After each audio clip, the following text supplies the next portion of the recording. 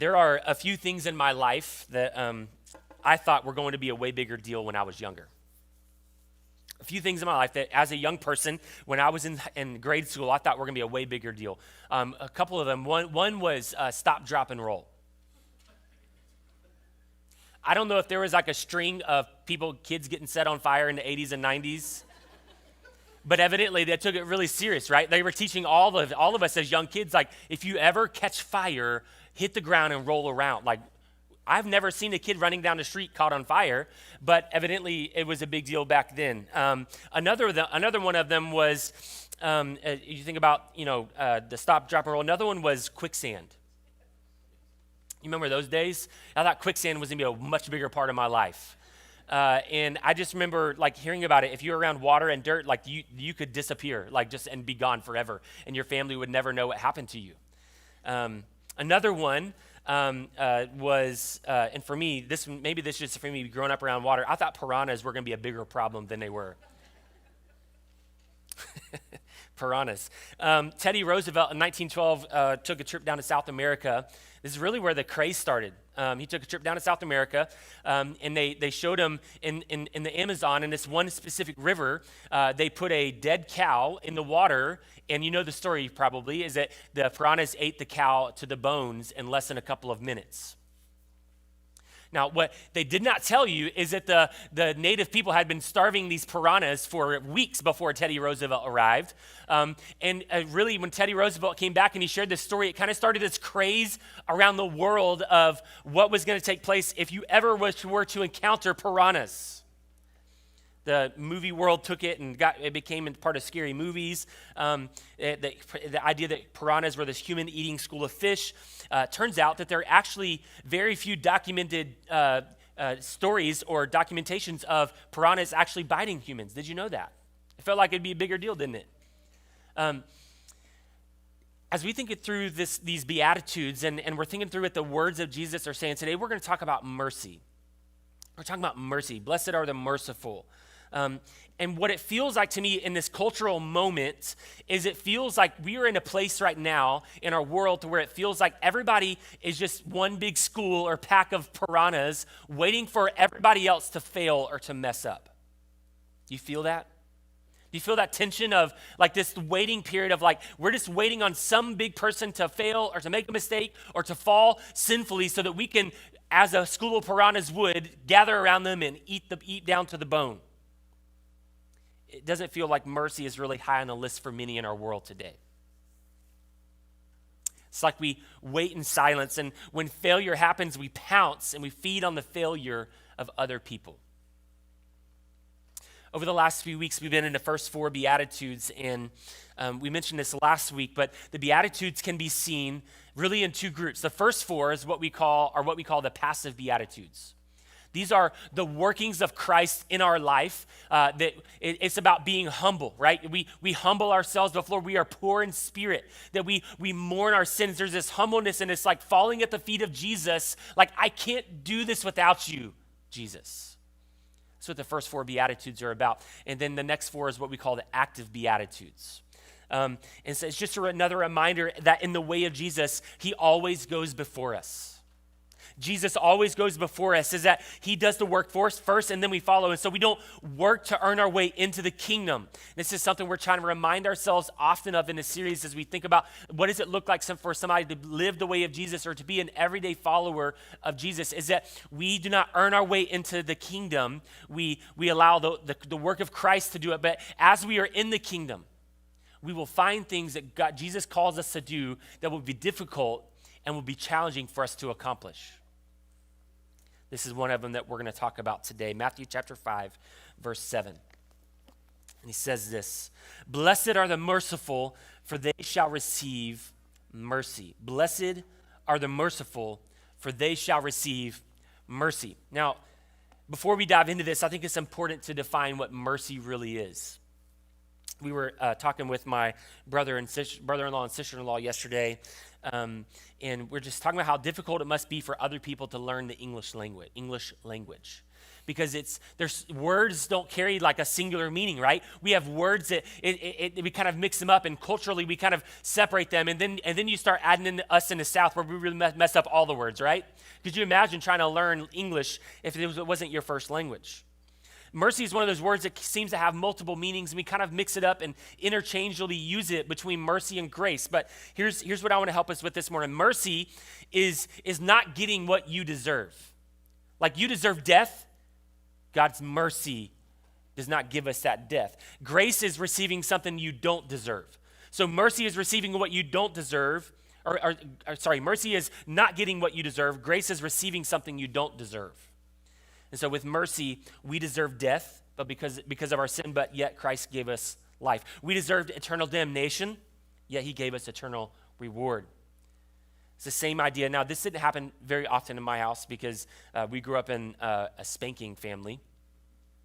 But every once in a while, I would do something to where my dad would pull me to the side and say, you know what?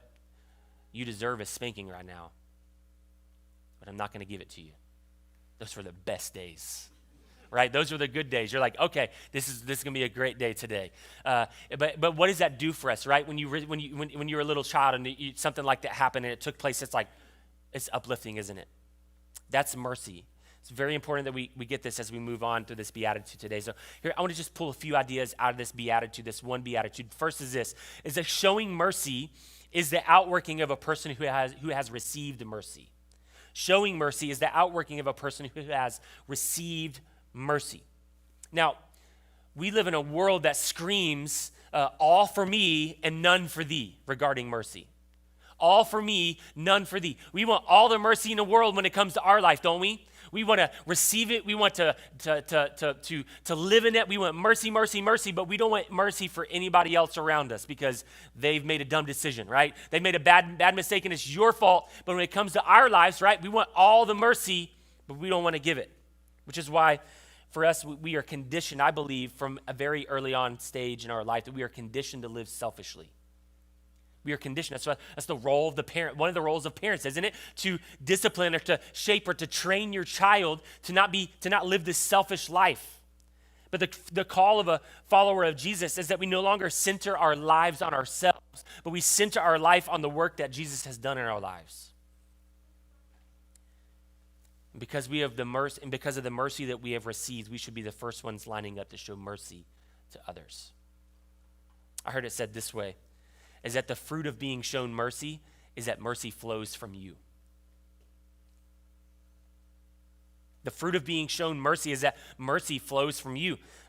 Is this true of our lives? Do we show mercy? Does mercy flow from us? Like when we are in community with other believers in our life, is that a characteristic or a trait that people would say is true about us as believers, that mercy just flows from that person?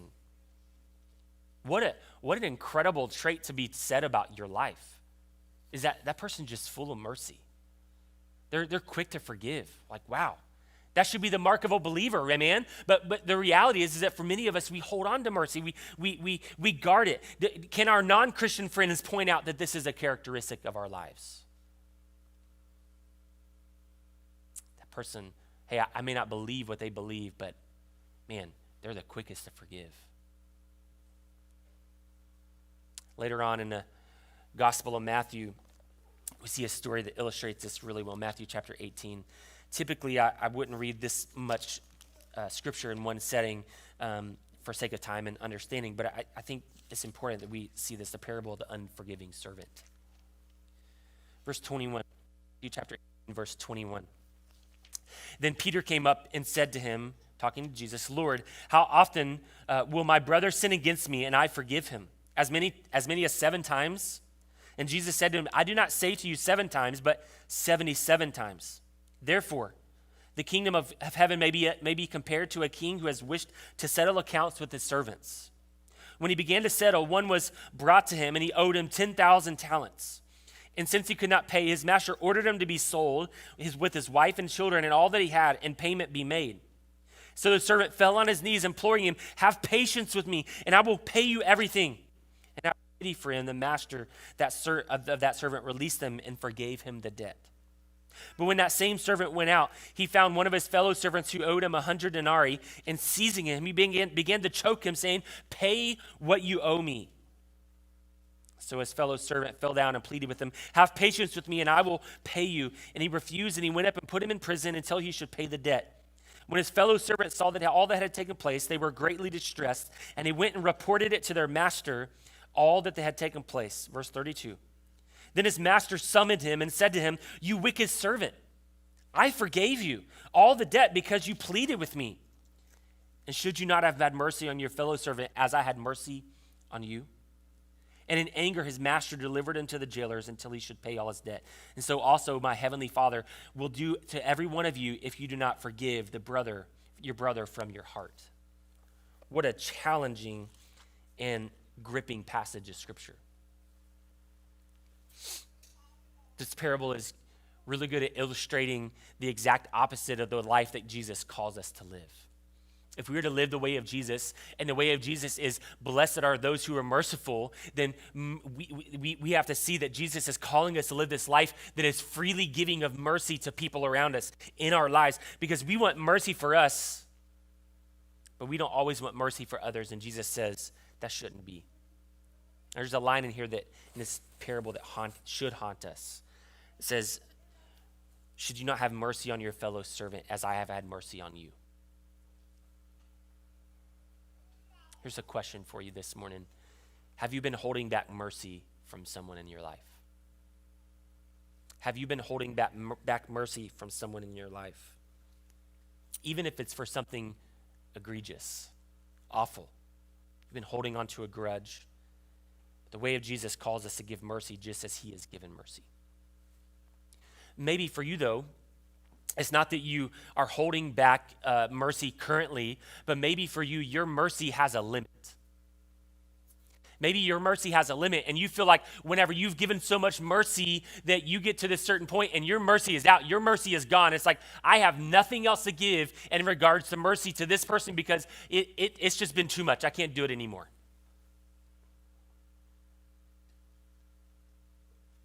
Aren't you thankful that's not how God operates with you and I? It says he is rich in mercy. Rich in mercy. John Stott says this, pastor and theologian, says, "Nothing moves us to forgive like the wondrous knowledge that we ourselves have been forgiven. And nothing proves more clearly that we have been forgiven than our own readiness to forgive."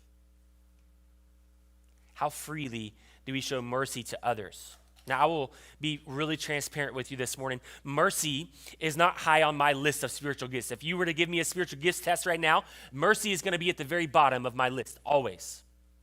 At least it was a few years ago. I don't know if anybody else is like this with me. Anybody low on mercy in the room? You want to help me out here? I have this kind of mentality. It's like, well, shouldn't have done that, should you?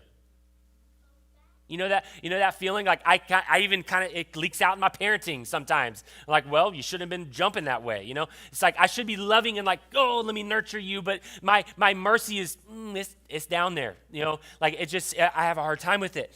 It's something that I have to work on. But here's the thing. Just because I don't have the gift of mercy on a spiritual gifts test does not mean that I get an out card on showing mercy to other people in my life. We can sometimes use these spiritual gift tests as like a way out, like a get out of jail. Well, mercy's not on my list. I'm sorry. Jesus looks at these people and says, "Blessed are the merciful." Not blessed are you if you have the gift of mercy.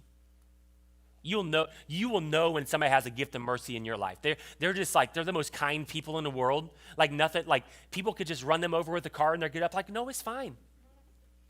They just oozes out of them. You don't have to have that necessarily, but Christ calls us and he says, listen, you as a believer, you as following the way of Jesus, you living in the kingdom, you should have mercy pouring out of you. The second thing is that mercy is meeting the needs of people. Mercy is meeting the needs of people. I've seen a trend in the last few years that, and maybe it's a small sample size, and maybe it's only been in my circles or in my life. And so I understand that I don't speak for the world or the church or the complete culture of our nation, but I feel like this can't explain where we are sometimes and where we sometimes miss the mark. When we see somebody that is on government assistance, what is your first thought? Don't answer it out loud. I just want you to ask yourself. For some, thoughts of laziness. Oh, they just need to work harder. They need to get off the couch. They need to do all these things, right? Or maybe we give some politicized answer. But here's the honest truth. We never know what people are walking through and what brought them to that situation in their life, do we? But we'll go to the store. We'll go to the grocery store. We'll see something we don't like, or they're buying more than what we feel like they should have, and all of a sudden we make this complete judgment about their lives of how they're taking advantage of the system. And I'm not saying that fraud doesn't take place, but you know what? Fraud takes place with the richest of the people in the world too. Doesn't it? We see that all the time where somebody embezzles money or stealing money, these government schemes and all the things that take place. I wonder what it would look like if our first thoughts towards people that were in tough times was mercy.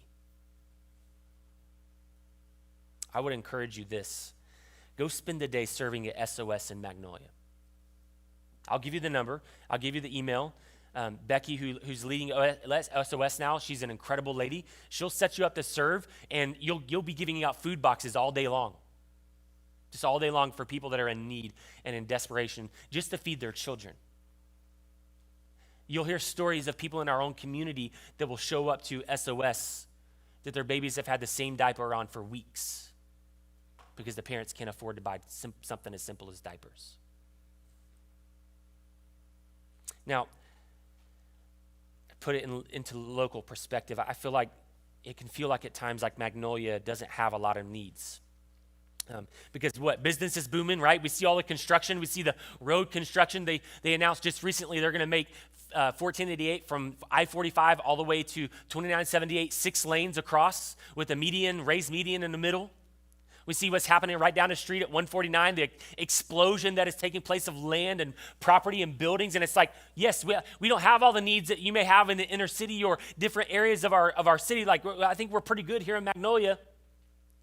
But a few years ago, I had this veil taken off of my eyes as I was researching about this area. Did you know that 40% of kids in Magnolia ISD are on free or reduced lunches? 40% of the kids in our school district here alone. Now, that's not to say that everybody that is on free or reduced lunches is living in poverty, and that's not what I'm trying to say, but usually it's a good indicator that there are some great needs in our community that we could be meeting. We have plenty of opportunities to show mercy in our community.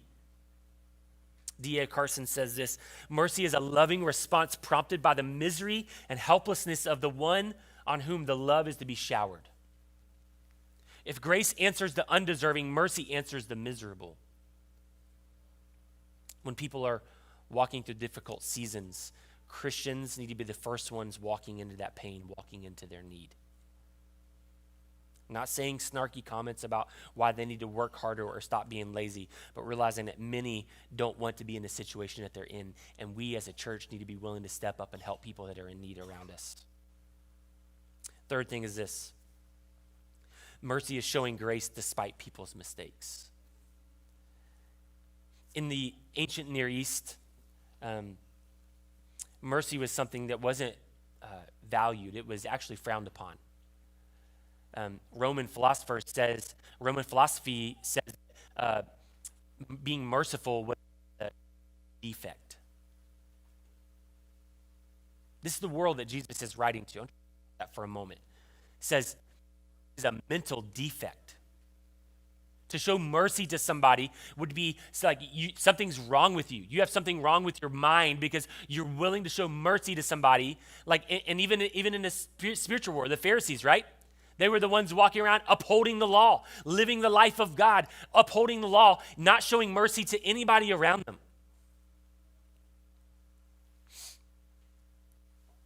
We live in a culture today that's not too far removed from that says, blessed are the merciless. One bad decision, one bad comment, and people find themselves canceled or ostracized or untouchable in our world. we see that, right? We see this, like whether it be celebrities or sports stars or what, like it's like everybody's just waiting on this one word. If you could just say one bad thing and we're taking you down. Just kind of has that feel to us in our world and our culture. But I feel like I have this feeling that many of us as Christians, we walk around with a pitchfork ready to attack other people's sins while simultaneously wishing people go soft on our own sins. We walk around like crusaders, Christian crusaders. I'm going to uphold the law. I'm going to let people know this is my mission. All the while wishing and praying if I get caught doing something, or probably if I get caught in my sin, I hope they go soft on me. Matthew chapter 9, verse 13, Jesus says this, "Go and learn what this means. I desire mercy and not sacrifice. For I came to not to call the righteous, but the sinners."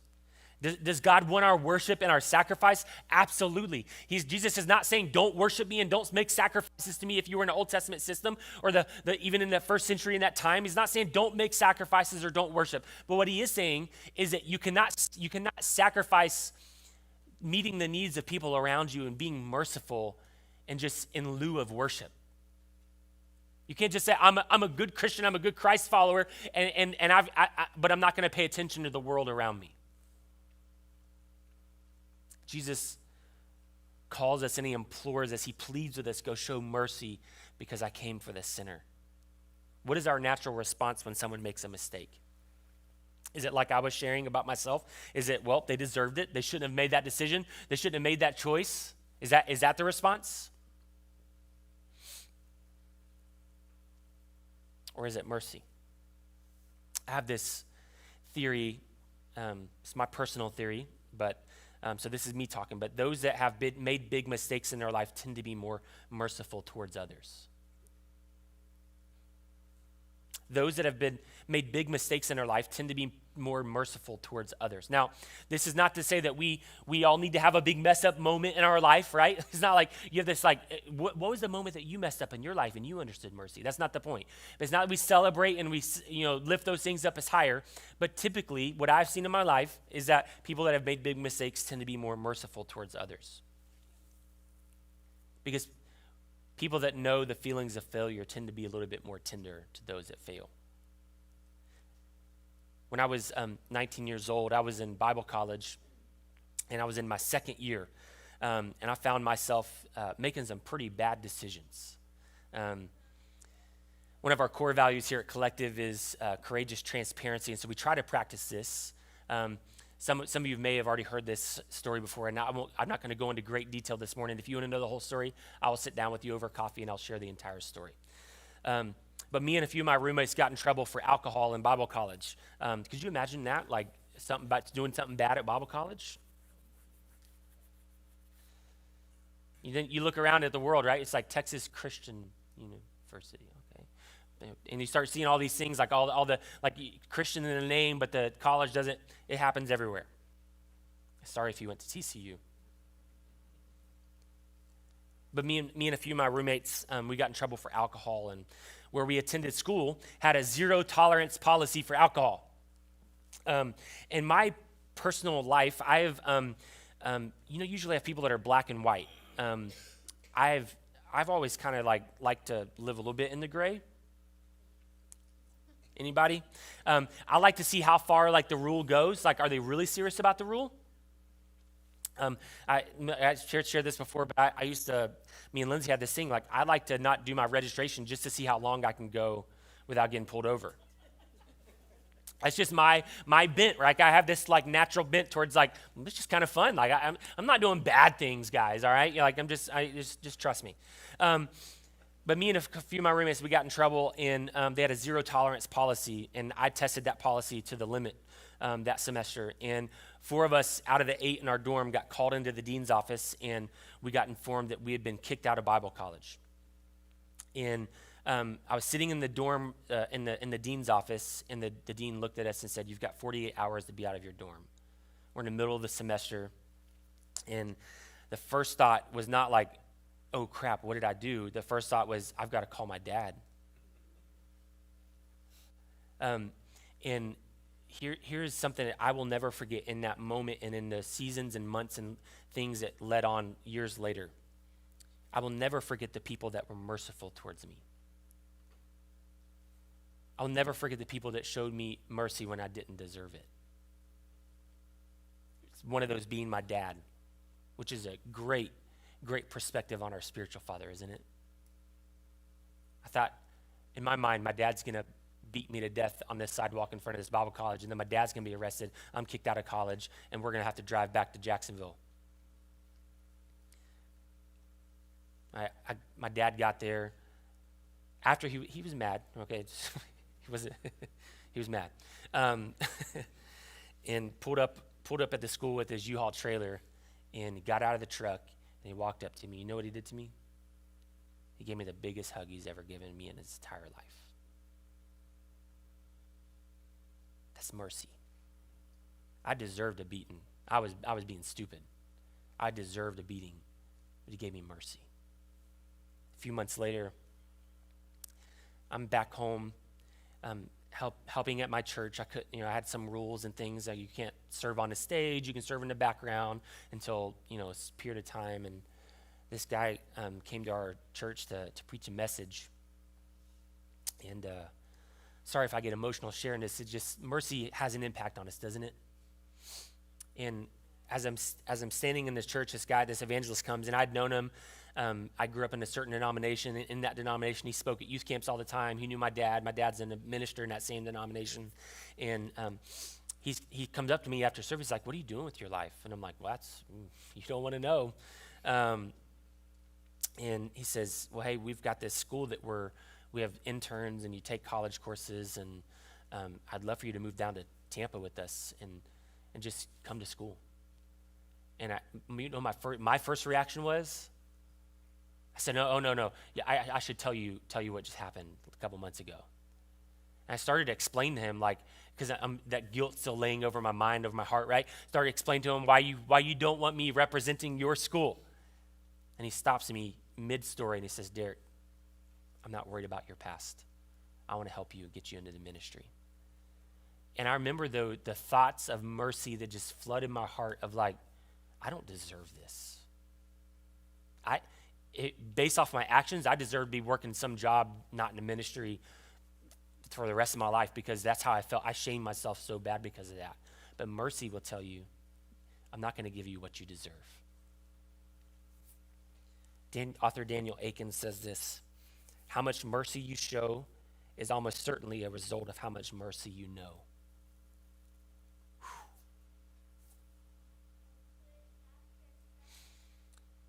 I found this to be true in my own life. Because before my big fall, what I felt like, for you guys, it may not feel like a big fall to you, but I felt like the biggest failure in the world. Before my fall, I was the one with a pitchfork walking around waiting on people to fail. After the fall, I realized how much of a gift it is to show people mercy in the middle of their mess.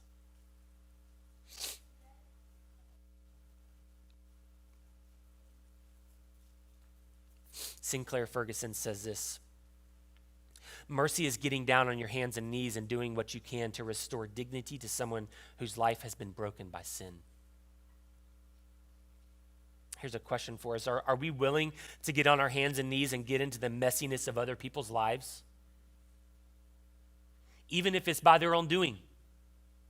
What I don't see in here is blessed are those that are merciful towards those that are in a bad situation because of somebody else's choices.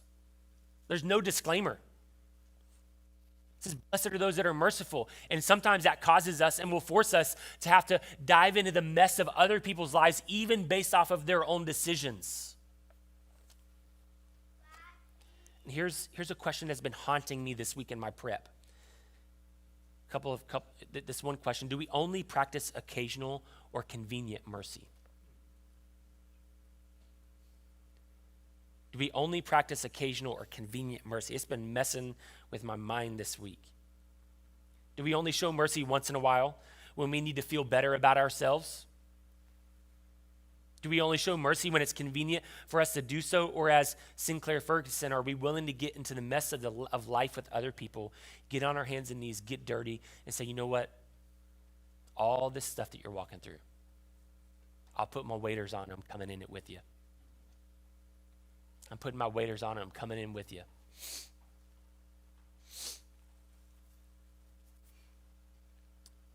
A few years ago, in closing, as every pastor lies about, Josh, you can come. I was working for Gringo's Mexican Kitchen at the time, and we had just built the one in the Woodlands on 2970. I was the project manager, which is a fancy title for my father-in-law gave me a job. It's true. We just finished building the Woodlands. We opened it on his birthday, August 22nd. 5 days later, on my birthday, another store floods because of Harvey. So I said, you're welcome. My birthday was the one that caused all the problems. I remember we were trying to figure out what was going on. You know, it was the store was off of Cypress Wood and Steuben Airline in Spring. And I remember us kind of rushing down there of like, power went out, so the cameras are gone. You knew that water was probably in the building based off of other floods that had gotten close. This one was worse. It was, okay, this is probably a flood. And so we, my in-laws go to Academy. They buy every type of wader that you could ever imagine. We buy waders. We got friends that have kayaks, and they decide, you know what, we got to get to the store and we got to check it out because this is important. And here's why I share that story. I'm kayaking down one of the streets in the neighborhoods there in Klein in Spring, kayaking down the street, watching people on the second floor of their house, just devastation, right? I mean, we remember all those things. We get to a certain point, and I was like, I'm not going any further. I don't know if you saw the videos, but Cypress Wood Drive looked like a freeway for boats and jet skis. We get to like the end of the street, and we're at Cypress Wood. Gringo's is right across the street, and the current is just ripping down Cypress Wood Drive. And so we flagged down some jet skis, and we're like, hey. So they come over, and they're like, yeah, what do y'all need? And we're like, can y'all like carry us over? We're trying to get to Gringo's. So we hold onto the side of their jet ski, and they drive us across Cypress Wood Drive. Mind you, this is the nastiest water you could ever imagine. The smells, it's just like, it's something I'll never get. It's still in my nostrils. Get across there. We stand outside. We have our waders on. We're walking around in the water, trying to take pictures and what's happening and how bad is it. It had I think it was 36 or 37 inches of water inside the building, and tables are floating into the back in the kitchen, and it's just like chaos. We realized after we had kind of walked around and taken pictures, we don't have those jet skis anymore. So we're stuck across the street on Cypress Wood. We've got to get back across. And in my mind, if it was just me in the middle of that mess, I probably would have just stayed there until somebody came to help me. But I had two other people, my brother-in-law and my father-in-law, and they were right there with us, and they said, you know what? We can't just sit here. We've got to go. People that are walking in the middle of a mess need people that are right there in their waders beside them that are willing to say, you can't stay here anymore. We've got to go. We've got to go. Would you bow your heads with me this morning?